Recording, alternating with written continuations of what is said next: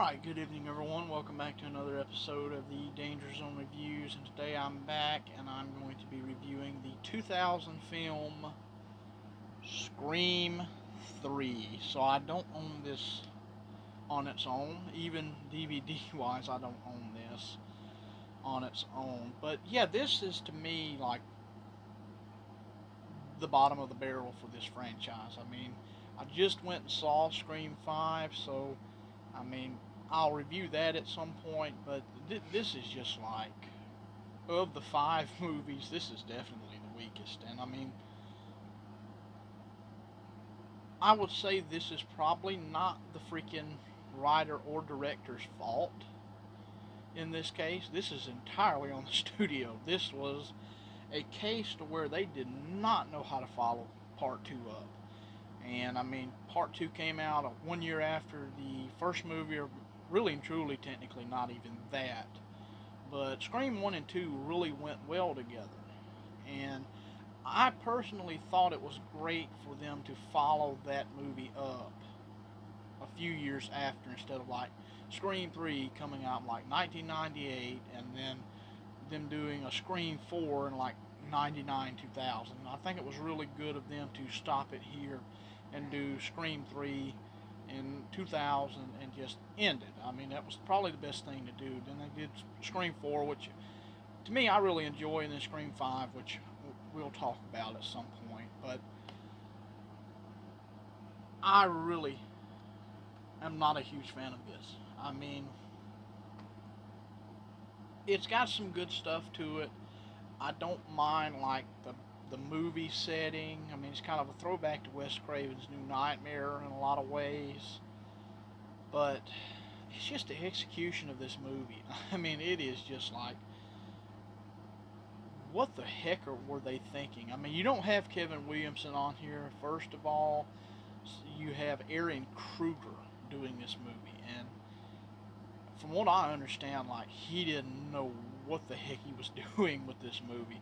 And there were also lots of stipulations with this movie being made. Like, from what I understand, Miramax just didn't want gore in the movie. They wanted it to be a bloodless horror film, and Wes Craven was like, that's not possible, especially comparing it to the first 2 movies. But it is very tame compared to the first 2 movies, maybe other than the very beginning and then the last part of it. And to me, the beginning and the end is probably the most sort of similar to the first 2 movies out of the entire movie. I mean, it, like I said, it does have some really interesting parts to it, but to me, this is just like, all the comedic stuff is like they dropped the horror and brought up the comedic elements. And I mean, first 2 were sort of comedic in spots, but like this one's just over the top comedic. And I mean,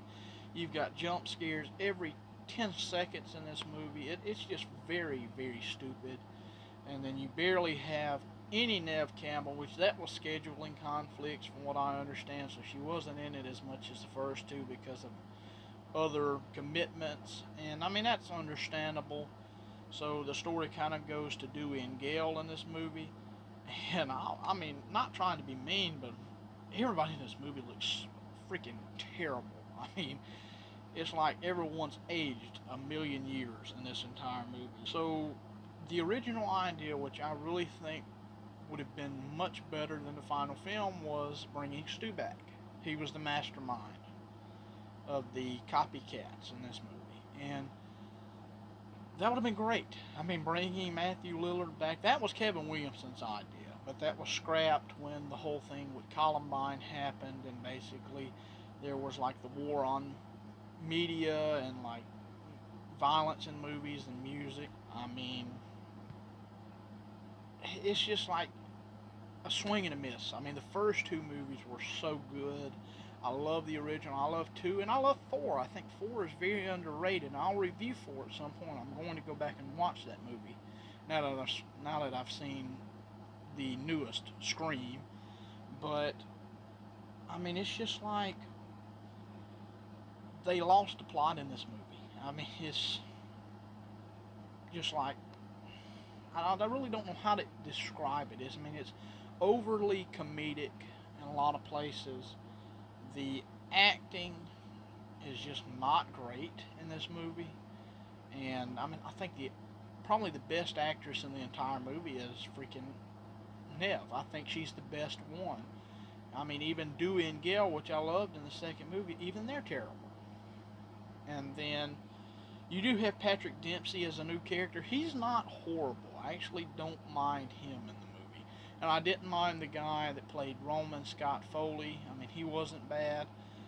Neither was Lance Henriksen, which he has kind of this supporting role in the movie. He wasn't bad at all as well. But yeah, I mean, I really and truly think like the original concept with Stu coming back would have been much better than this. I think that would have been the idea or the ideal way to bring everything kind of full circle. But it just didn't turn out that way. And there's elements of it in the movie with like Roman being like this grand mastermind of the first movie and him basically setting off everything that's happened. I mean, I guess it kind of brings that idea sort of to full circle, I guess. But I mean, like I said, it's just like not very good. I haven't watched the deleted scenes. Supposedly, there's like a lot of freaking stuff they cut from this movie, and I'd really love to see a new cut of this movie. Maybe it'd be better, but I mean, you do have a cameo from Jay and Silent Bob in this movie, so I guess that's something. But yeah, I mean, this is not really much of a review at all. This is more or less me just sitting here getting like a loss for words about this movie. I mean, it is what it is. It's just it's kind of, to me, they became what they were making fun of in the first two movies. I mean, that's the way I guess you can look at it. I guess it's a parody of itself at this point. But I mean, yeah, Scream 3 not good, not a good movie. But I really think like they should have went with like Scream 4 should have been Scream 3.